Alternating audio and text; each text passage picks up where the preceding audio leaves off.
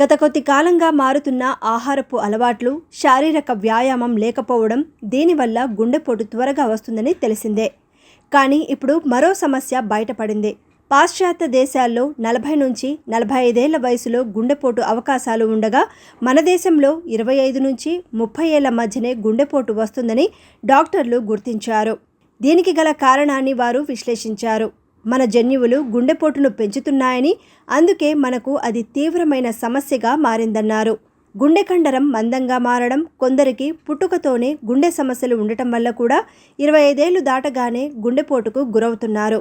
ఇక కోవిడ్ వచ్చి తగ్గిన వారికి గుండె సిరల్లో అలాగే కాలి కండరాల్లో రక్తం గడ్డకట్టడం వల్ల కూడా సమస్య ఉత్పన్నమవడానికి కారణమవుతుందని డాక్టర్లు చెబుతున్నారు. కొంతమంది యువత శారీరక దారుఢ్యం కోసం వాడే స్టెరాయిడ్స్ వల్ల కూడా గుండెపోటు వస్తోందని అంటున్నారు. ఈ మధ్యకాలంలో యువత స్టెరాయిడ్స్ అలాగే విపరీతమైన వర్కౌట్లు చేయడం వల్ల సమస్య వస్తోందని డాక్టర్లు చెబుతున్నారు.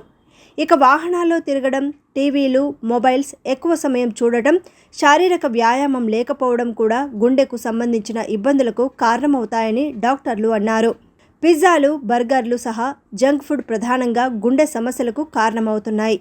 ఛాతీ మధ్య పైభాగంలో అధిక నొప్పి, అలాగే ఎడమ దవడ అదే పనిగా లాగడం, ఛాతీ నుంచి నొప్పి ఎడమ నుండి కుడివైపుకు వ్యాపించడం, చెమట పట్టడం, విపరీతమైన ఆందోళన ఇలాంటి లక్షణాలు గుండెపోటుకు సంబంధించినవేనని డాక్టర్లు చెబుతున్నారు. ఇక మధుమేహం, అధిక రక్తపోటు, ధూమపానం చేయడం ఇలాంటివన్నీ కూడా గుండెపోటుకు దారితీసే లక్షణాలు. ఎప్పటికప్పుడు శరీరానికి కావలసిన మంచి ఆహార పదార్థాలు అందించి అలాగే శారీరక వ్యాయామంతో గుండెపోటును అధిగమించవచ్చని డాక్టర్లు చెబుతున్నారు.